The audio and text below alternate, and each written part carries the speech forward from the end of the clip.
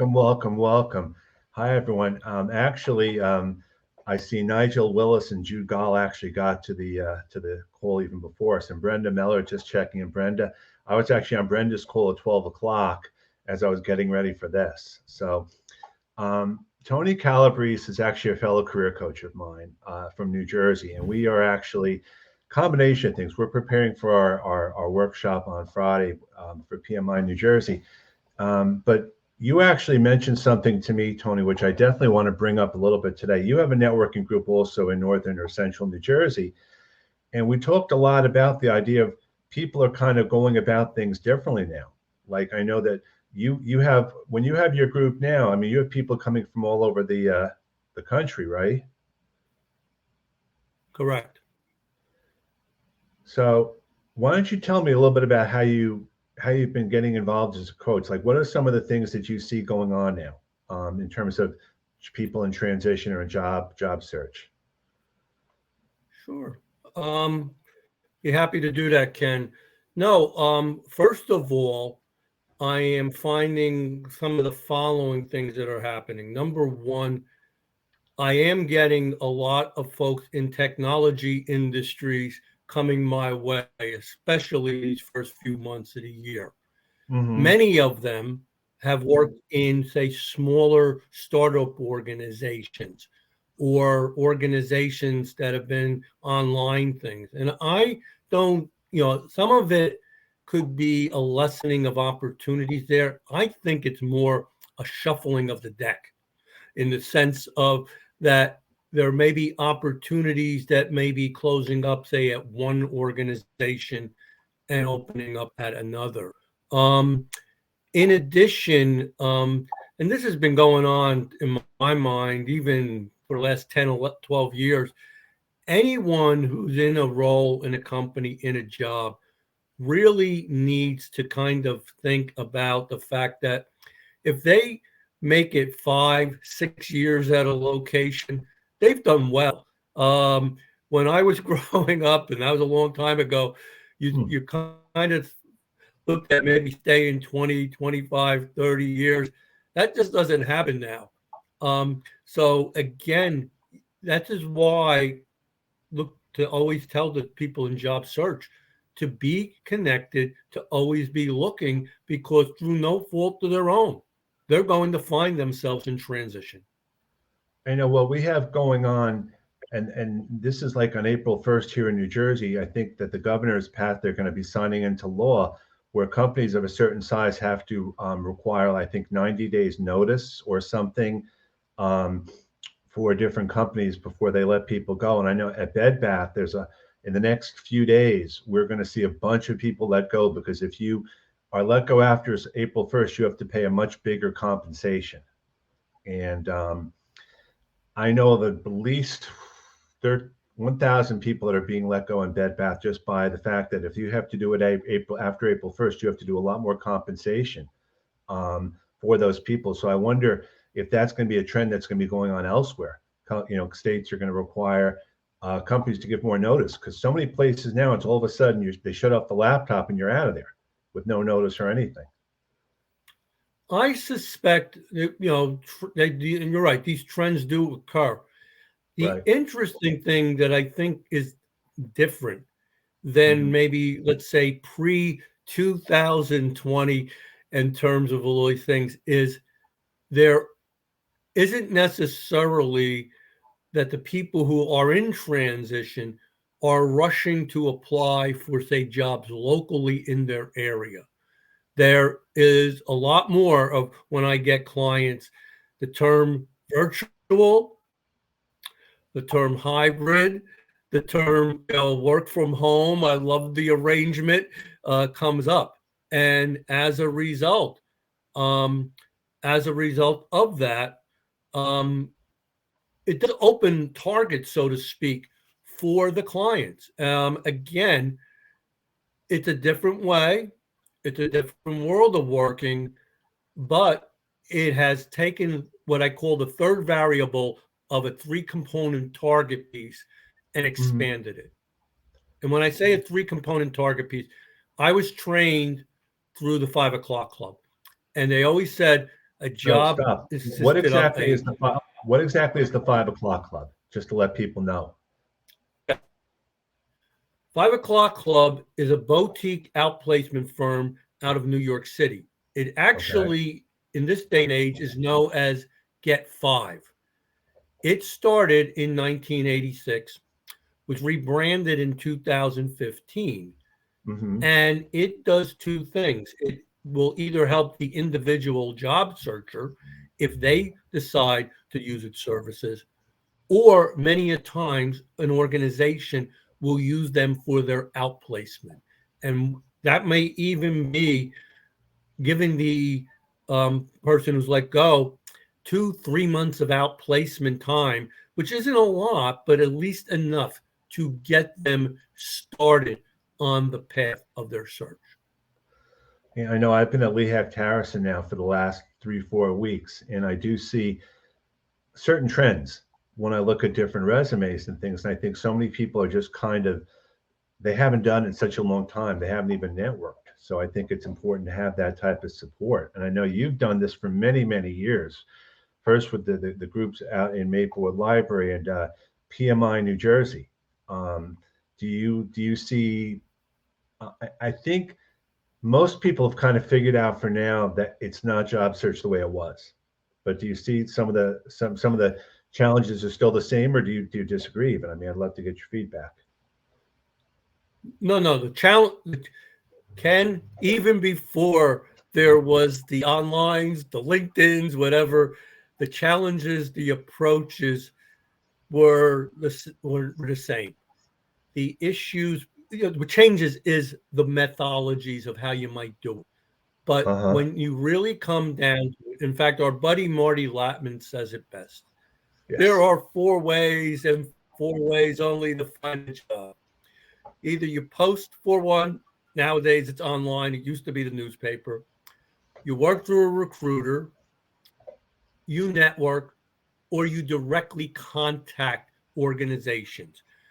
And the statistics, it doesn't matter what era you're in, show that the networking and the direct contact tend to work best about 75-80% of the time.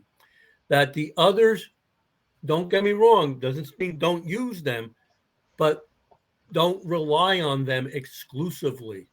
Use them as a guide to who is looking for what type of role out there. What types of things are they putting in the job description? What Mm-hmm. terminology are you seeing over and over again? And then say to yourself, how do I match up to that? Am I missing certain skill sets? Do I need to get certifications? What have you?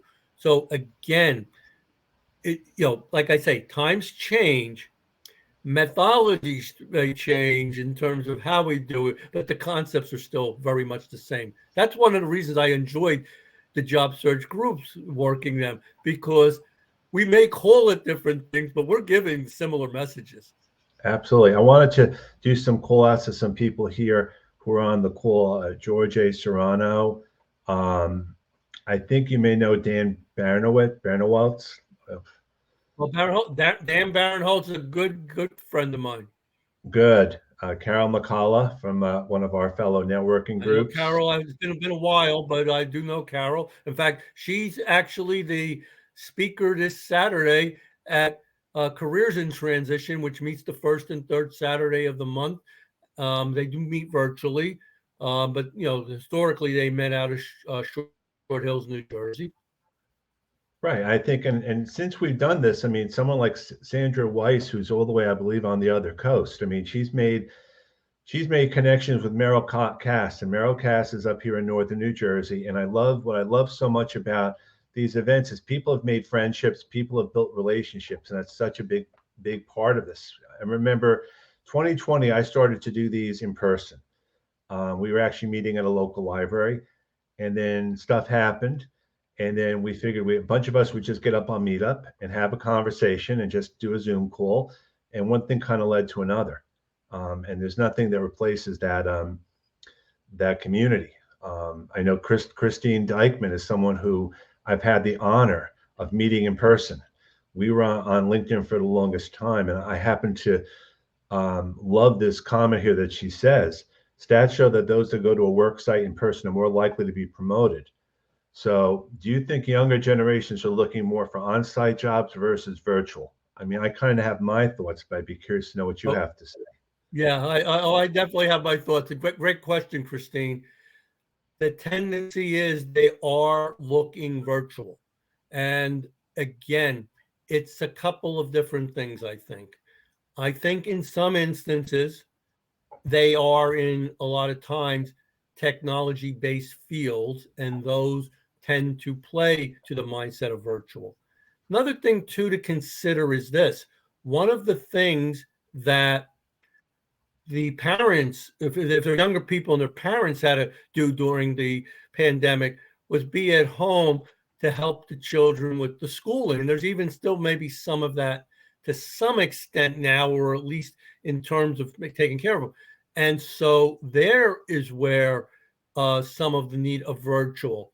I, I got on with a client yesterday, and she's newly established in the area. And she said, my husband works hybrid. He works 2 to 3 in the office and a couple at home. And when I'm looking for a job and make my, I'm looking at the office all day. He doesn't go. So we always have coverage at home there for the children. So I think the answer is yes. There are folks that, it's become a way of working, but some of the times we don't also look at the family aspects of it. I think another thing which has changed also is how the current generation, the generation of my kids and the like, how they even go to job search groups and network. They network so much differently. You know, we would go to the breakfast club, or we'd get together on a weekend or at night, and we would just, it would be a combination of networking, but also be social and just checking in and see how people are doing, how people are feeling. And now that seems to have been a little bit removed, I think. And it may not, and I think it's more generational than anything else, or maybe it's just that most people don't realize how important that is. Yeah, I'll give you an example of it. Before I got onto your call today or show, I went to my local pizza parlor, and Uh-huh. a lot of the people in there were young folks from the local high school. And I Right. literally saw 3, 4 people sitting at a table, no conversations going on, every one of them on the phone, looking at stuff on the phone and literally not talking to the people at the table. And it was like, oh no. I said, this is Alex Freund's worst nightmare, what he was talking about in his posting from a day or two ago about the need of getting back in person. I said, he's so right. I said, this is like literally how the things operate. And yeah, it is frustrating, no question about it. I think we all kind of feel that we have to assume that a lot of the people out there don't realize how to even do this. Because I actually did a poll on LinkedIn about networking events, and I asked about how people felt about them. And 1/4 of the people in the poll said they didn't even know where networking events were or what they meant. So that brings up a big assumption that we are all making, that we all know how to get to these events and how what they even mean. No, agreed. In fact, later on this week on Thursday, I am doing a lunch and learn for Johnson and Johnson. The gentleman Okay. who I'm doing it for met me at the PMI New Jersey Career Fair a couple of fairs ago. He Okay. said, Tony, he said, I'd love for you to do a presentation on the importance of networking for the development of your career to the lunch and learn. Because he said that, some of the folks have been just in Johnson and Johnson and have never Right. been anywhere else. And what I do in this presentation is not only bring in the importance, I even bring my own history of it in there, because I've got to admit, when I became a coach in 2009, after 30 years in Mother Corporate, I didn't know how to go about this. And at first, I thought the way you did it is you went to these nightly social events and everywhere was passing a business card around. Then I started to learn, oh, wait a minute, this isn't comfortable for me. but really having a cup of coffee with somebody. Maybe, I saw the posting that you and a few other folks did at a diner about a month or two ago, just getting Yeah, together, meeting and all. And it's great about even the in-person networking groups. There wasn't this pressure of everybody looking to sell you something. Instead, they were getting to know you as a person. And so I even use my own story in the slide and how I went from somebody who was frightened of networking to now it's a natural for me. When I meet somebody and it's in a big meeting setup, I will to them, we should get together, whether it's for a coffee, right. whether it's for something else, or even nowadays, let's get together on Zoom and all. And I'm cool with that. I've learned that there's a lot of different groups of people out there that need help and support, and you just don't know. A lot of them just don't know where to look for it. I mean, the simplest solution is to, when I started doing this many, many years ago, I did it when I was out of work.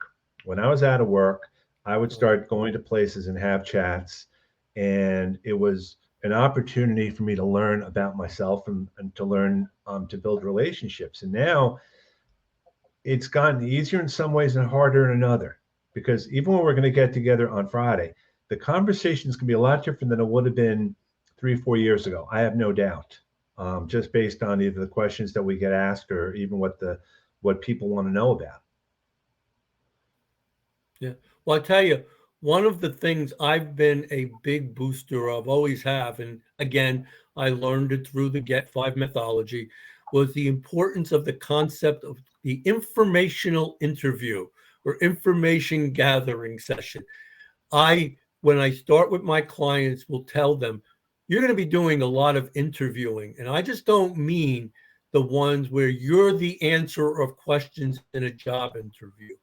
You're also going to want to set up information gathering sessions where you're the person with the questions, where you're looking to learn from individuals, maybe how they moved into a different field, what that particular field is looking for, what companies might be looking for, and all. And if you were around me long enough, you're going to hear me preaching informational interview, gathering session, what have you. And basically, what I try to also do for people is tell them, you've done this before. I'll say, let's say, for example, you're a project manager. I said, you've talked to people and asked them questions, draw out information. Or if you're a salesperson or a marketing person or an IT person, I said, the difference is the topic was always the business. Now the topic is you and what skills you may need, whatever. And that's the biggest thing for people to get over is them as the topic. And that's the exact thing. Job seekers have to sell themselves. If they don't, no one else is going to. And I think they put a lot of hurdles out up in front of them. And I think um, Oz said the best jobs I had were through my network, and the biggest promotions were through internal networks. I can honestly say that when I was in corporate, the last 9, 10 years of opportunities I got all came from networking. I didn't even need to apply for jobs. Obviously, I had to find a job and reach out to the person there, but it was never applying for a job online. It was about, well, here's someone that's posting that they need something, and I would just reach out to them. And even what I'm doing now with Lee Hecht Harrison, this just came to me. And I think there's so many jobs out there. And I know that this goes against the grain of a lot of the conversations out there. You have to try to find them, you have to ask. And in some cases, the job may be something you create for yourself, for sure. Well, the other thing too, Ken, you mentioned that term sell yourself. And I don't disagree with it. But for those of my clients that say, I don't like the idea, so, or it's going to sound like I'm bragging, I said, okay, let's work that issue right now.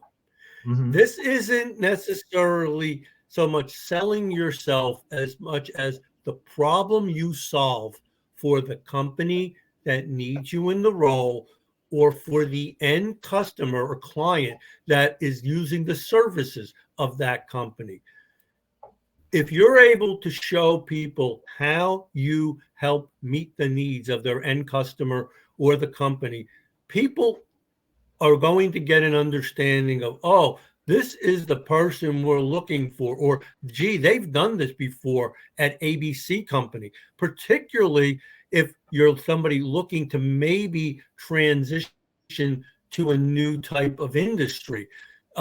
Making the case of, yes, it might have been in X industry, but gee, things sound very much similar and all. I mean, yeah, you're going to have some people are going to say, well, our industry is so specialized and all, but on balance, people do see it. I think that's where the LinkedIn profile really comes in, because a resume is about a chronological history of things that you've done. And yes, you want to put accomplishments and successes there. But when you're on LinkedIn, it's the old what's in it for me as a hiring manager or someone else. And if you don't put that value proposition in, how is someone going to know? Right. In fact, another Tony bit of advice. The resume is a third person version of your history. It's like you say, what you've accomplished, as if somebody else was talking about you. LinkedIn works best when you approach it from a first person type of approach, particularly in that section up top, that's the about section, the introduction of yourself, who you are, what you help people with, why you're passionate about it. It's as if you're directly talking to Yeah. people. And I even say to people, the top 1/3 of your profile, where you've got the picture, the background picture, the headline underneath, and that about section is what's going to hook people into the profile. And then I always say, also too, I even joke with some of them that, let's say they've got a number of connections. I go, and none of those people would want to do a recommendation of you? You mean you've got 500 connections and none of these people think enough of you to do a recommendation? And they go, well, no, I've never asked them. I said, ask them. I said, I don't think they're all going to say to you, no, I wouldn't be happy to do a recommendation for you. I think sometimes it's a case of asking. I think, and it's little things. You know, if you don't put on your LinkedIn profile an easy way for people to contact you, whether it's an email address or something else, you're losing an opportunity. If you don't put on your LinkedIn profile what specialties you're looking for, that's important. People make assumptions, and I look at profiles all day, and I'll have a conversation with someone, and I'll say to them, "Why isn't it on your profile? It's doing no good just talking to me by itself. You want to tell the world," and then it becomes that aha moment. And it's the same with any type of networking.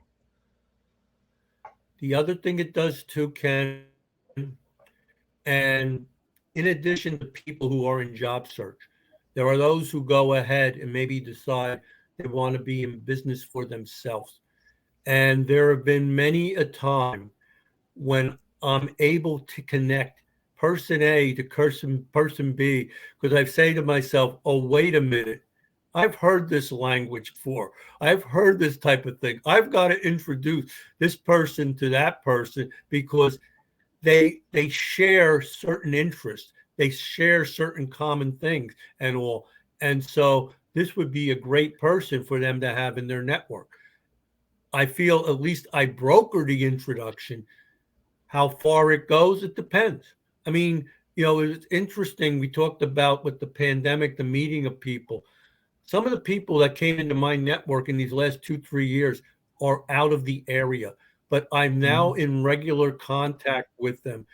One of them actually was one of your guests about a year ago, a young lady named Sharon V. Glenn, who is a lawyer, but who's a lawyer who looks to help those in the law field help develop themselves. So as a result, we talk regularly. In fact, I see she's on, but we talk regularly every month. Yeah, to just keep in touch with each other in terms of how we're doing. And that is such a good point, because even throughout the years, I've tried to stay in touch with as many people as possible in any way possible, because if anything, it's brought us all closer in different ways. I think that it's so important for people on a call like this to not just learn from us, but to learn from each other, because that's one of the gifts of having a large network, is people can kind of brainstorm amongst themselves. Right.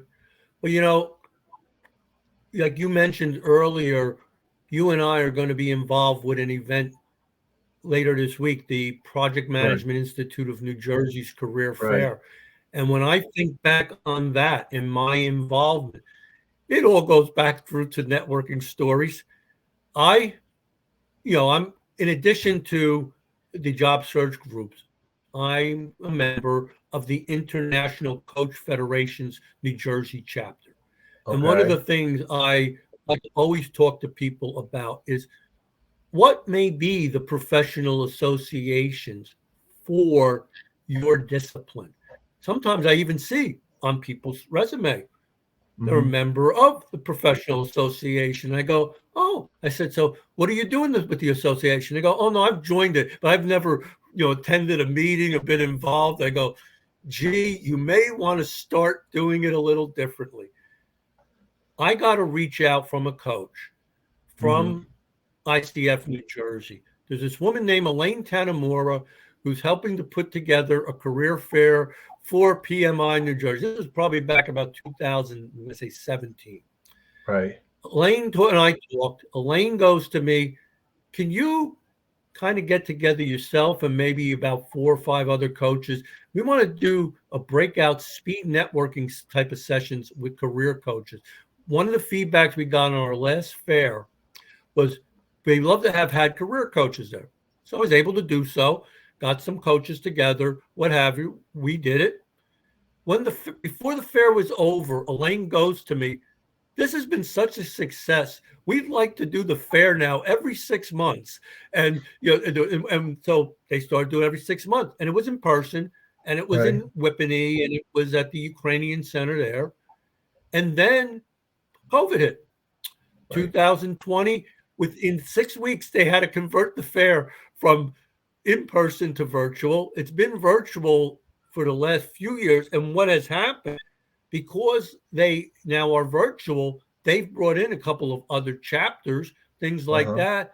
But what I have found is coaches are more than willing to give their time to the fair. People like Paul Scahala, Terry Seaman, Alex, whatever, have not only been there, they've been on the panel discussions, they've been keynote speaker, whatever, and and also talked at even Elaine's private career, I guess, workshop group that she Right. has for PMI people. Again, message being, look into your professional association. It is a built-in group of people that have your type of interest in mind, but they may be in different industries and what have you. So is there a PMI in New York City? I thought there was a PMI in New York, right? There may, I say this as not, I can connect you to the people in New Jersey. It's funny. I've been so identified now with the PMI New Jersey Career Fair, help with every one of them, that people think I'm a member of PMI. I'm not.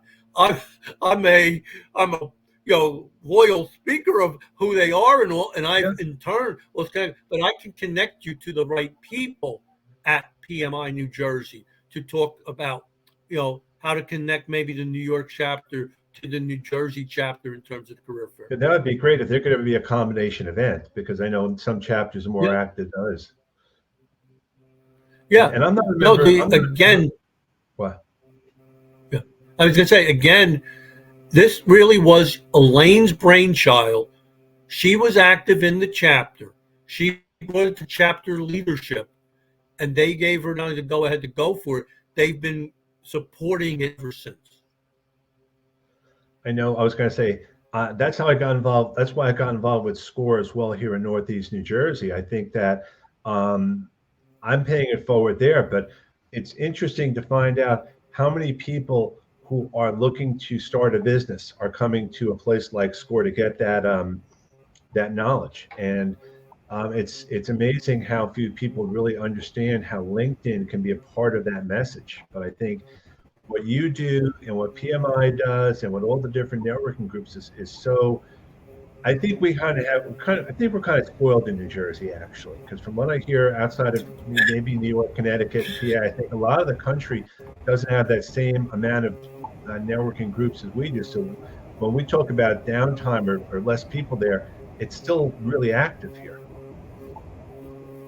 Yeah, no, no, and you're right. We are spoiled because, again, I, as I started realizing what was happening, especially through the 2010 to 20 period, would say we've got this grassroots network of networking groups, and Right. between libraries, churches, what have you, and all, and then sometimes I do have out of state clients, and I will look for similar things to what we have in New Jersey. I may find them, but I don't necessarily always find them to the extent that I do in New Jersey. I mean, again, just about every corner of the state have them, and that's how I got to meet so many people. And the other part about it too, Ken, and I want to stress, is we don't see each other as competition.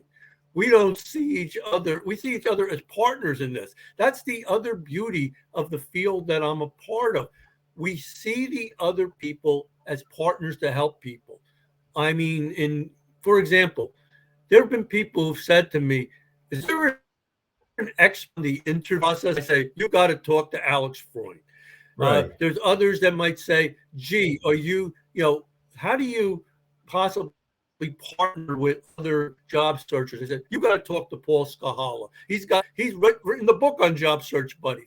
And then I've Right. got the others who come my way and go, "You, Tony, have the patience to work with people, even if they have no idea what they want to do." And again, I think it's because of how I was trained in the Get Five methodology that I'm look at it as a process from assessment all the way through to the end follow up that you have to do.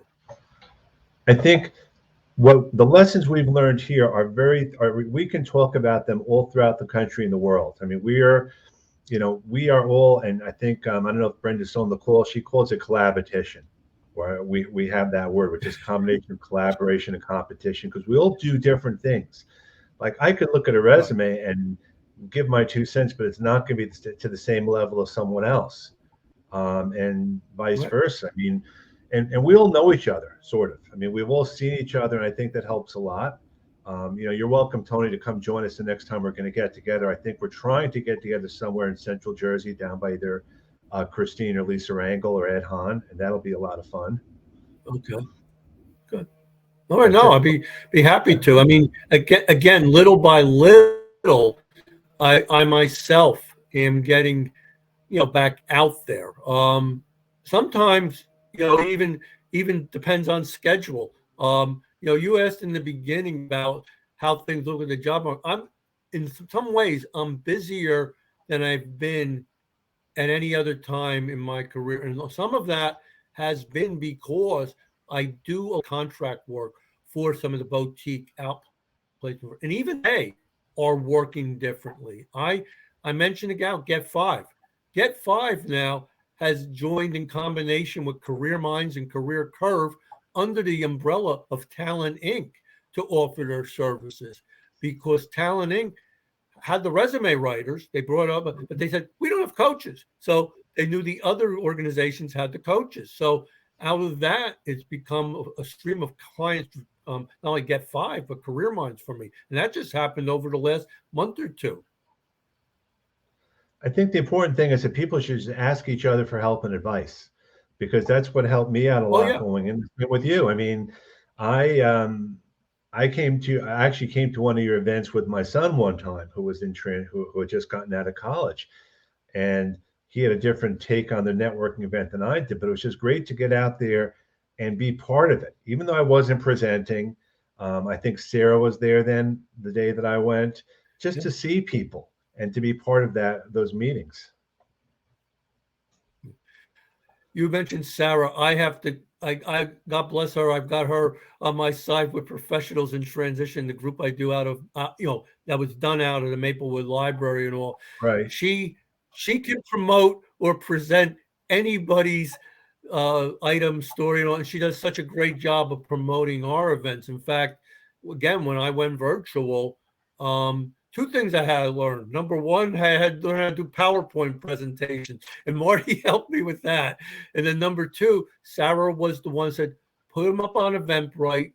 You put them up there. I'll promote Right. them, and that has sometimes brought in people from other parts of the country. Or I've even had situations where a person who lived in the area moved out of the area and saw the event, either on Eventbrite or the library site, and said, I have to tie into this because I'm in search right now. I'm laughing at this thing from Terry. This is like an inside joke here. She knows how to generate buzz. Yeah. Yes, But that's her name of her business. That's the name of her business. No, she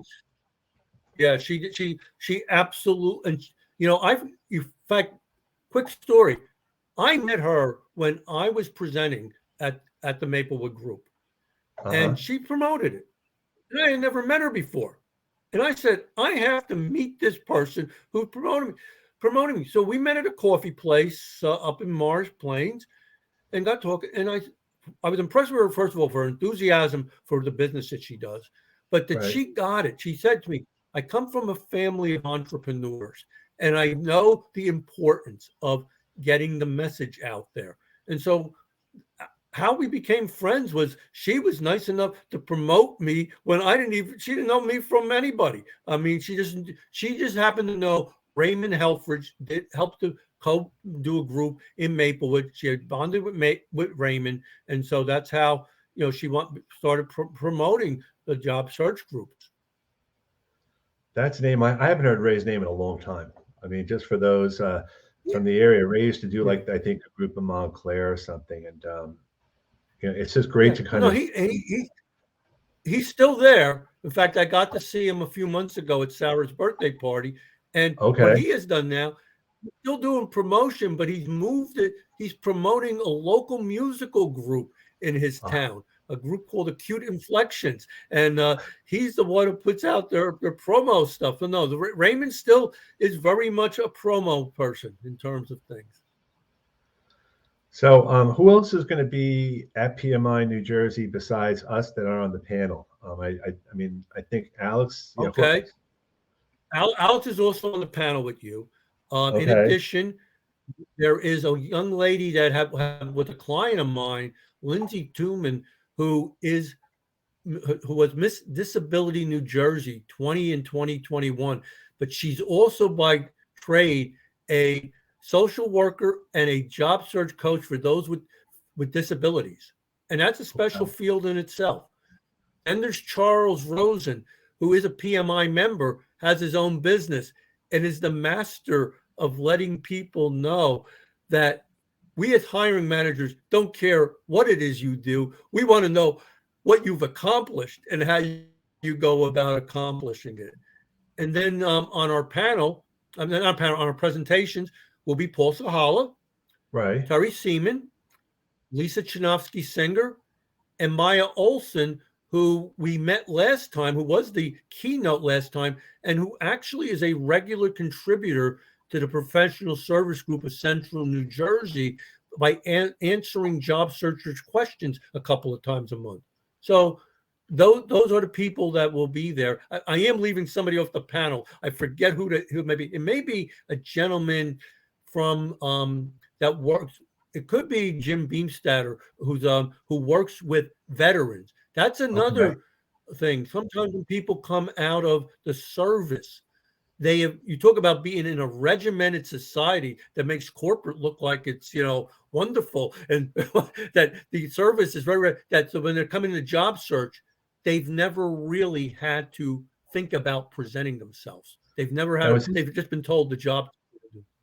Is this open to anyone to attend this thing, or is it just for people that are PMI New Jersey members? No, it's not just PMI New Jersey. You can sign up on the PMI New Jersey site.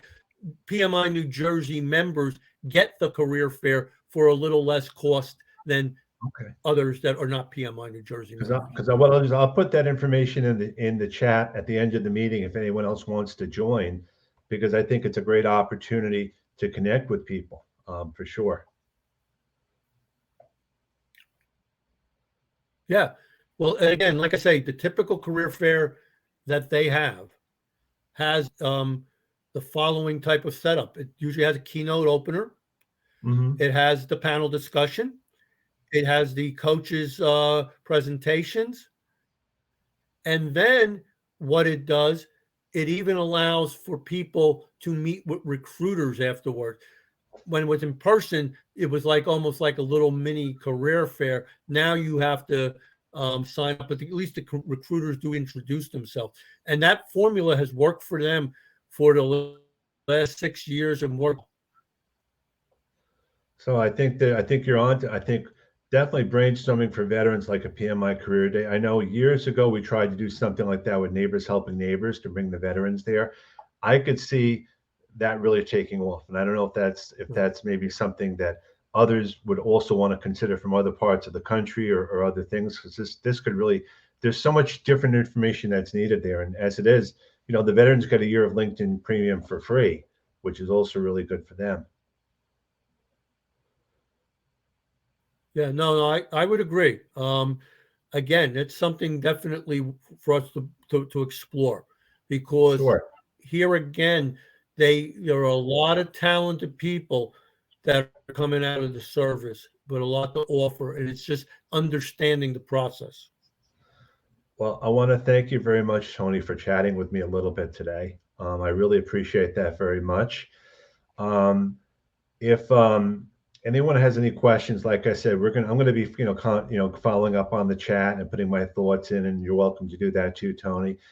And I recommend, if you Right. can, go to the PMI New Jersey Fair. It's on Friday, and I believe it's, what is it? What time does it start? It Starts at starts in eight the thirty. morning.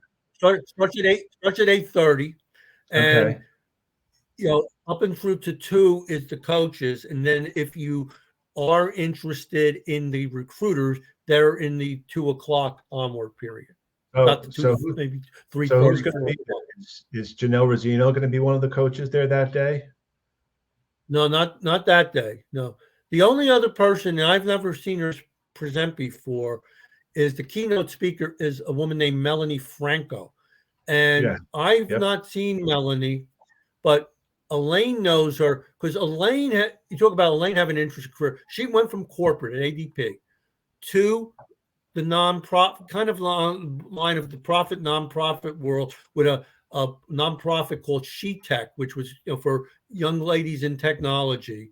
Hmm. And Elaine, you talk about keeping her network broad. She's continued to meet people in her roles in her going forward job. She knew after ADP gave her the retiree buyout, she wasn't done. She wanted to continue on, and so she has done so.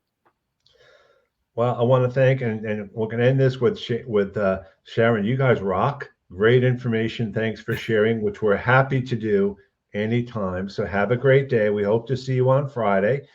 And also on Friday, I have a discussion with ChatGPT, the old AI tool, and we're going to be talking about that. So have a great day, everyone. Thanks a lot again for joining. Stay safe, and have a great day. Goodbye, everybody, and thank